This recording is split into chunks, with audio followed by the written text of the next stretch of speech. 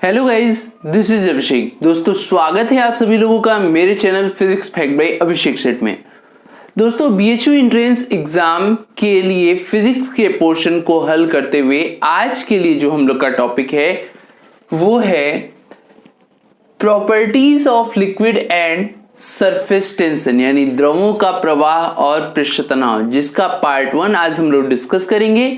अन्य वीडियो के लिए आप जो है चैनल के इस वीडियो के डिस्क्रिप्शन बॉक्स में जाइएगा। वहां पर मैं जिस प्लेलिस्ट में सारी वीडियो को डालता हूं उसका लिंक मैंने आपको इस डिस्क्रिप्शन में दे रखा है, तो आप वहां से उस लिंक पर जाकर आप एक साथ सारे वीडियो को देख सकते हैं।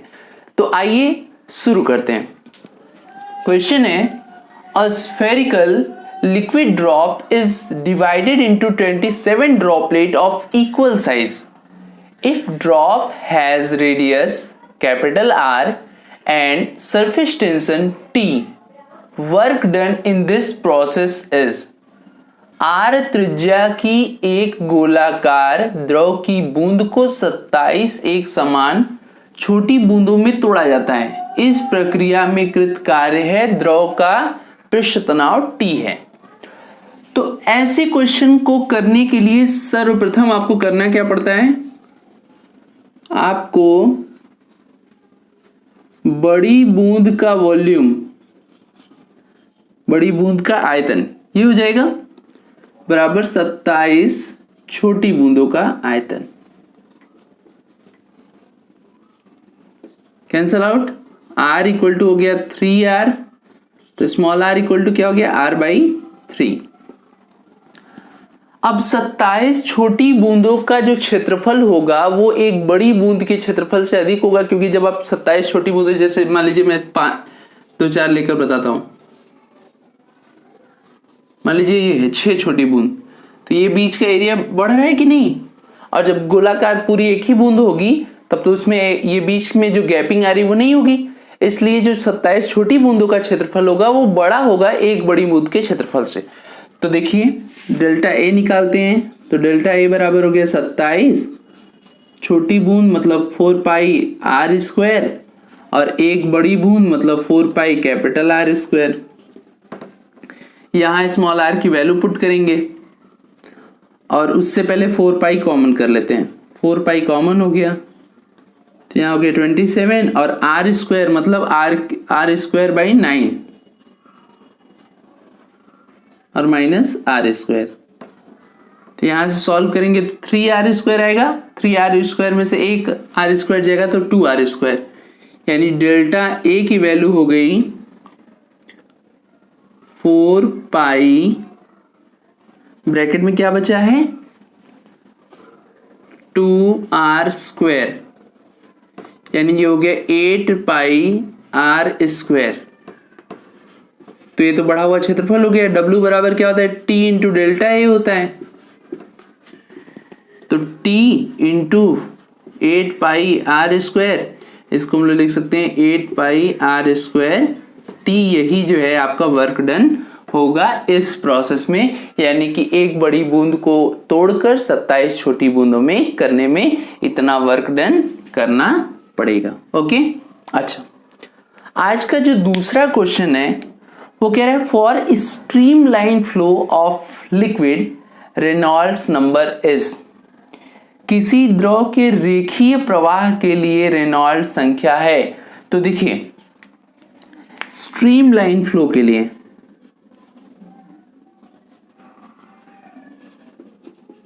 स्ट्रीम लाइन फ्लो तब होगा जब रेनॉल्ड्स संख्या Rn जो है वो कम होगा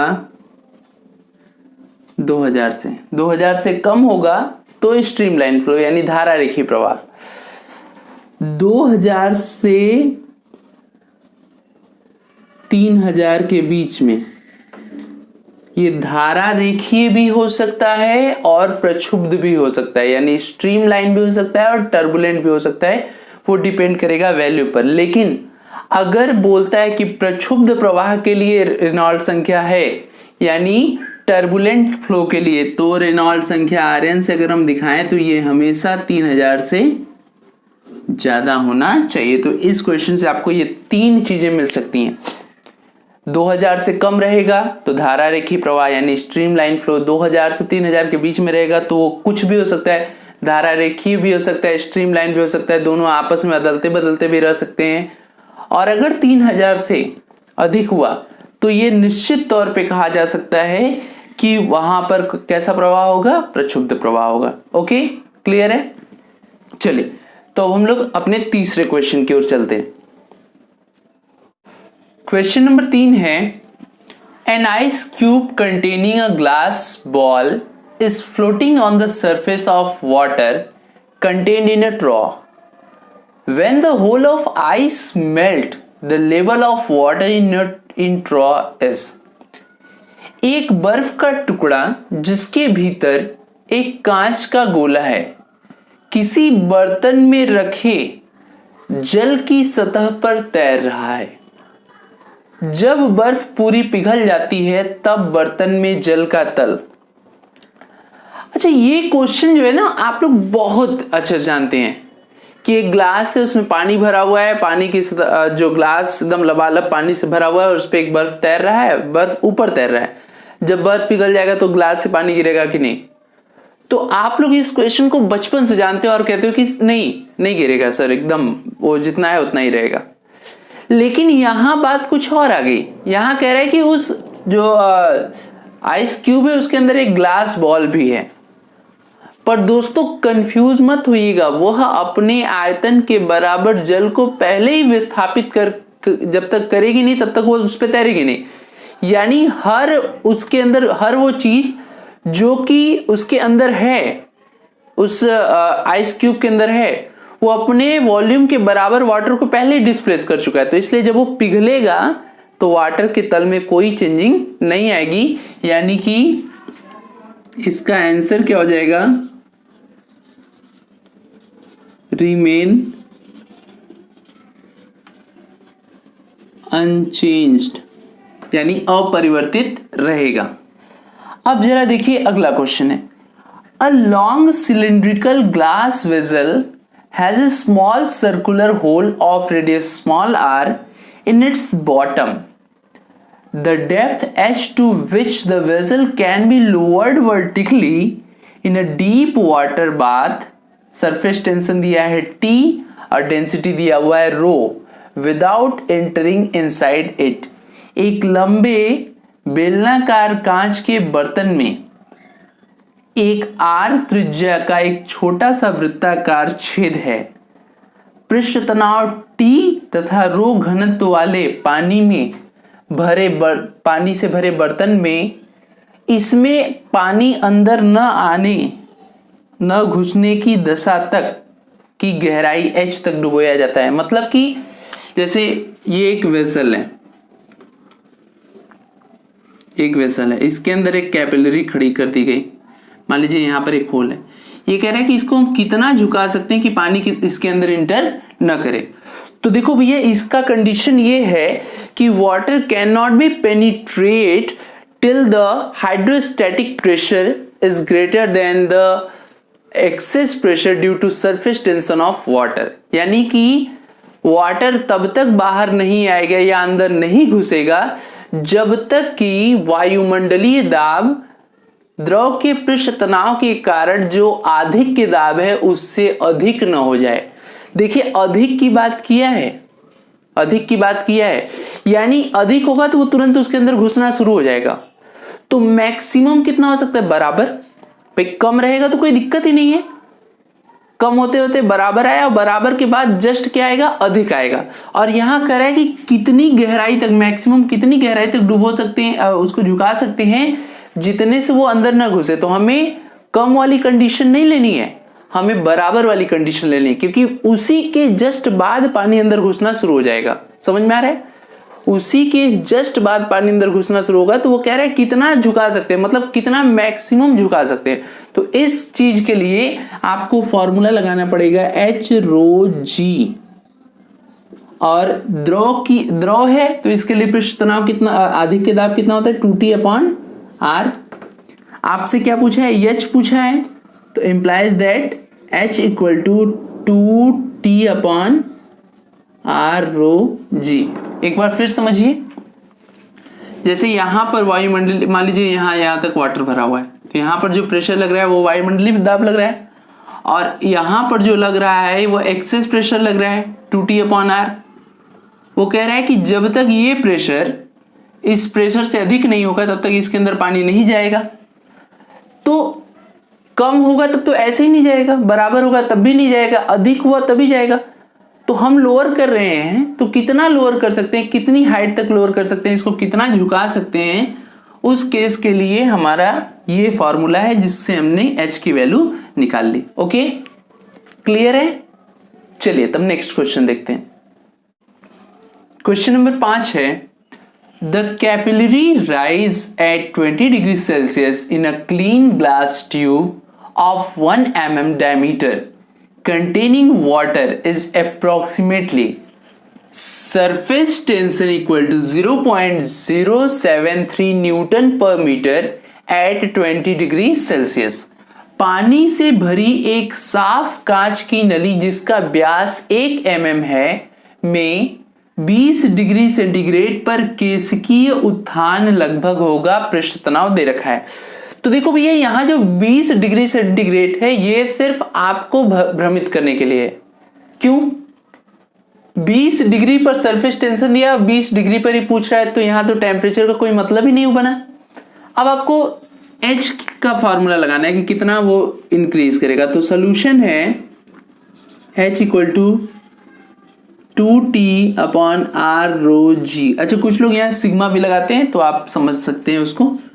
अब वैल्यू पुट कर देते 2 और T की वैल्यू हो गई 0.073 अपॉन, अच्छा ये हो गया, और अपॉन में आपका हो गया 0.5 इंटू, देखो डायमीटर है 1 mm, तो रेडियस 0.5 mm होगा।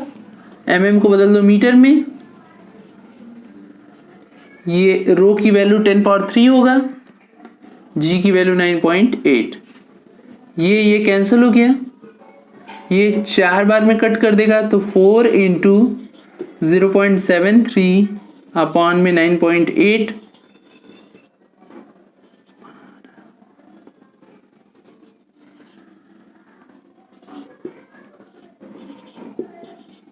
ठीक है। जब आप इसे सॉल्व करेंगे तो ये लगभग आपका 30 mm यहां से जो आएगा वो मीटर में रहेगा, mm में चेंज करेंगे मिलीमीटर में, तो लगभग आपका 30 mm के आसपास आ जाएगा। तो आप चेक कर सकते हैं इसको। अगला क्वेश्चन है, if equal volume of water and a liquid of relative density 2.6 are mixed together, the relative density of the mixture is. यदि पानी तथा 2.6 आपेक्षिक घनत्व वाले द्रव को आपस में मिलाया जाता है तो मिश्रण का आपेक्षिक घनत्व होगा। अच्छा, ये क्वेश्चन है। अब घनत्व में क्या क्या चाहिए भाई? द्रव्यमान चाहिए और आयतन चाहिए, मास और वॉल्यूम। तो हम लोग निकाल लेते हैं एक एक चीज का।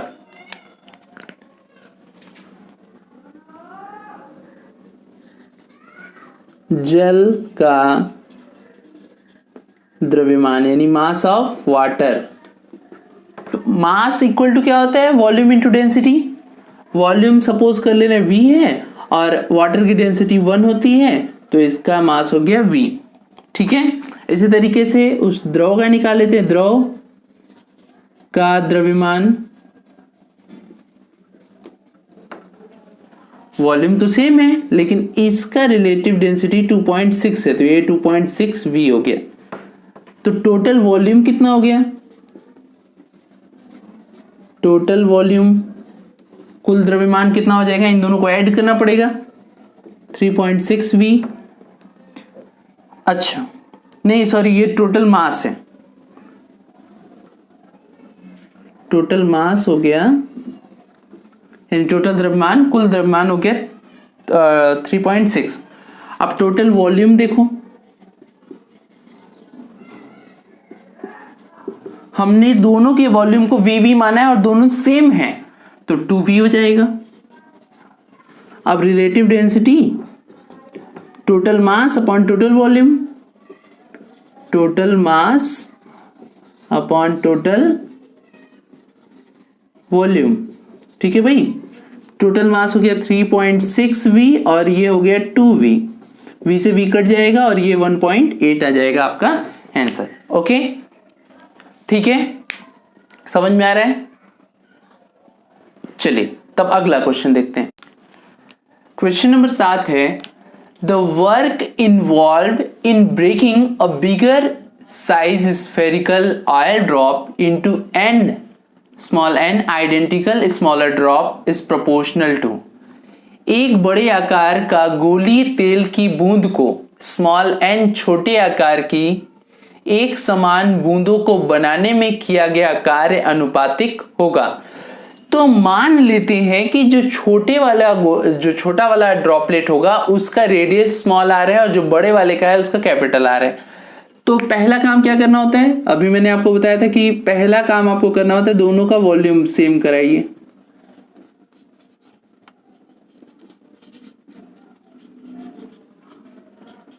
स्मॉल आर क्यूब, तो आर की वैल्यू यहां से क्या आ जाएगी, n power 1/3 small R minus 1/3 capital R. समझ सकते हैं, इसको नीचे लाएंगे पावर उल्टा हो जाएगा। अब क्या करना है, अब क्षेत्रफल में वृद्धि निकालनी, क्योंकि हमारा प्रोसीजर ही यही है। डेल्टा ए स्मॉल एन छोटी बूंदों का क्षेत्रफल माइनस बड़ी बूंद का क्षेत्रफल। तो छोटी बूंद का क्षेत्रफल 4 pi small R square minus बड़ी बूंद का 4 pi capital R square. N 4 pi are square का मतलब क्या हो गया, इसका square.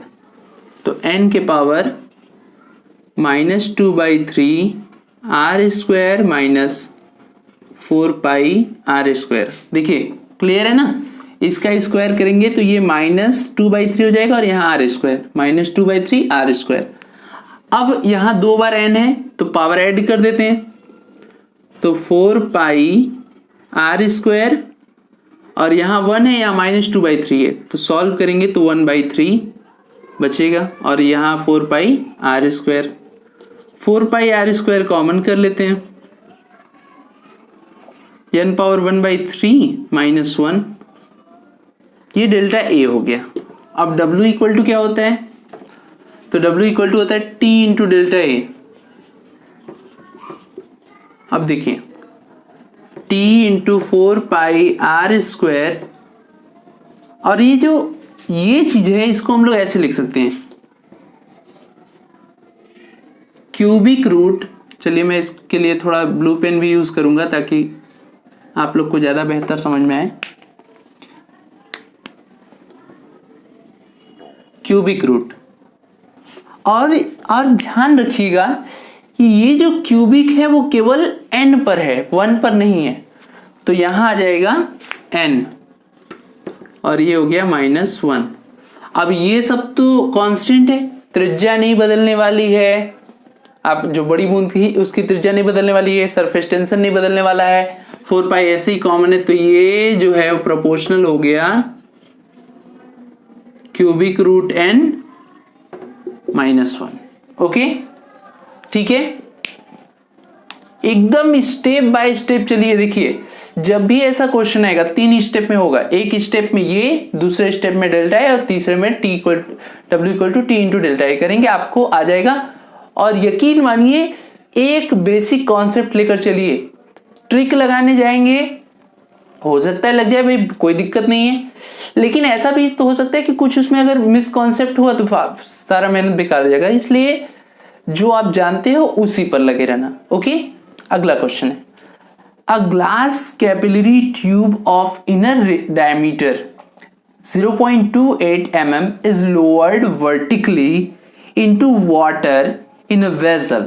The pressure to be applied on the water in the capillary tube so that water in the capillary tube is same as the level of water in the vessel. Surface tension T equal to 0.07 Newton per meter and pressure 10 power 5 Newton per meter square. एक कांच की केशिका नली जिसका आंतरिक व्यास 0.28 mm है को जल से भरे बर्तन में ऊर्ध्वाधर गिराया जाता है।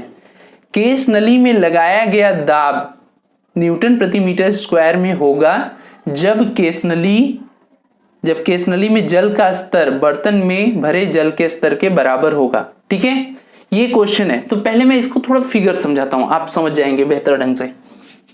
इसको रफ कर रहा हूं।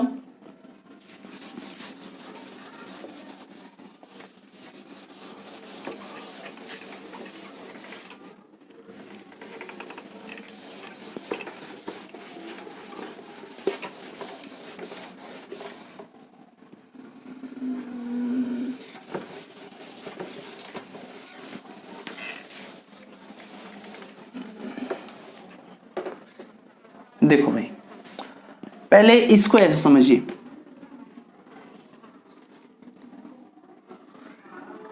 ये एक वेसल है, इसमें एक कैपिलरी ट्यूब है।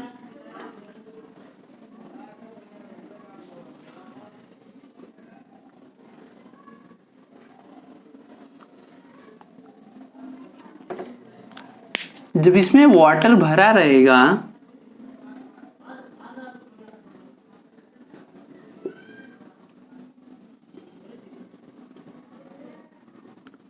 ये कैपिलरी एक्शन के कारण वाटर इसमें थोड़ा ऊपर चढ़ जाएगा। ये चीज ऐसा, ठीक है। अब जरा सोचना, यहां पर प्रेशर कितना है, P। इस पॉइंट पर भी प्रेशर P है और यहां इसके जस्ट नीचे तक भी प्रेशर P है।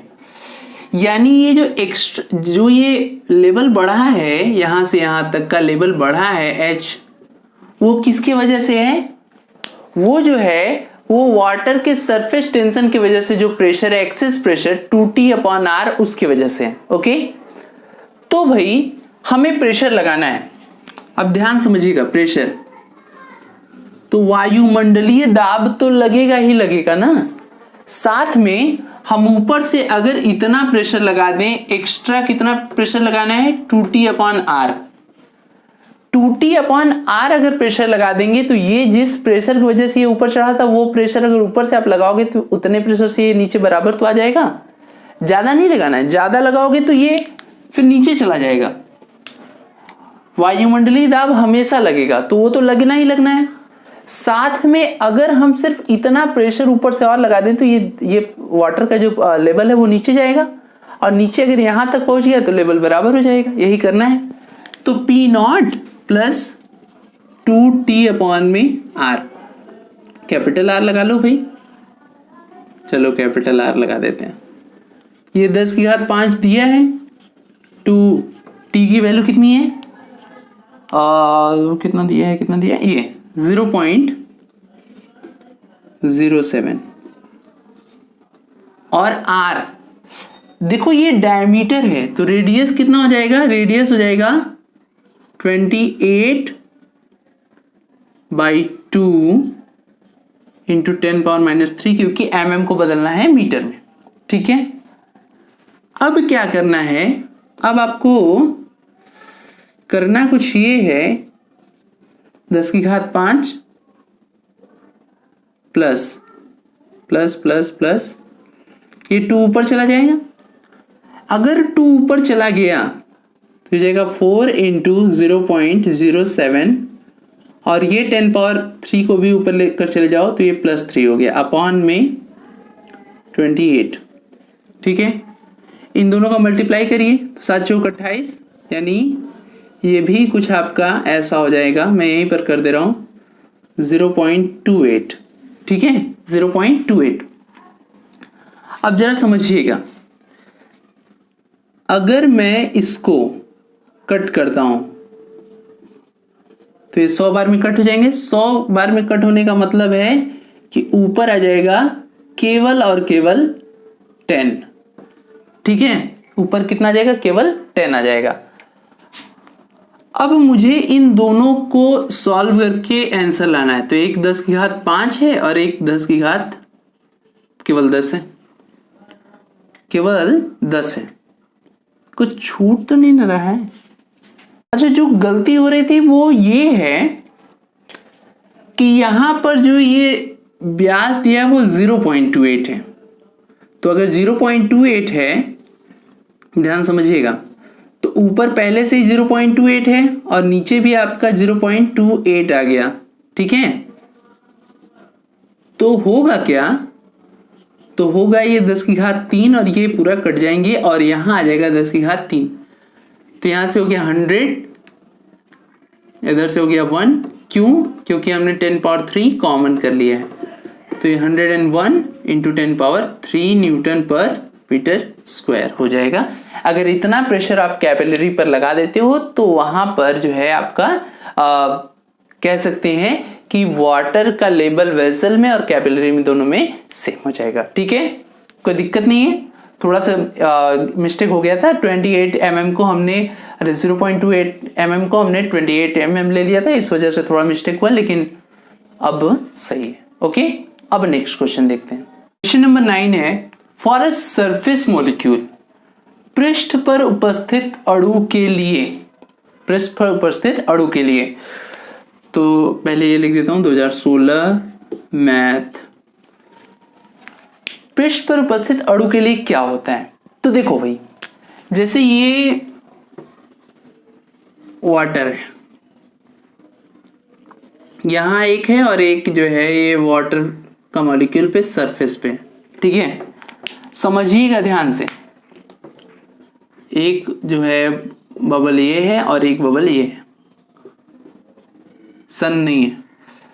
इस पे हर तरफ से अट्रैक्शन फोर्स सेम लगेगा, इधर वाला भी, इधर वाला भी, इधर वाला भी, इधर वाला भी, यानी इस पर नेट फोर्स 0 रहेगा। लेकिन जब ये सरफेस पे आ गया तो ऊपर तो कोई खींचने वाला है नहीं, तो नीचे इधर इधर ऐसे खिंचाई हो रही है इसकी। तो हम कह सकते हैं कि नीचे की ओर नेट बल लगता है, नेट बल